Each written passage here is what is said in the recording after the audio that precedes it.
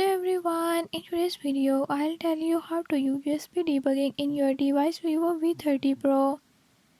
In this video I'm gonna tell you how you can do it. Before I start, if you are new to my channel, don't forget to subscribe and hit the bell icon. Watch complete video and learn how you can do it. Let's watch the video.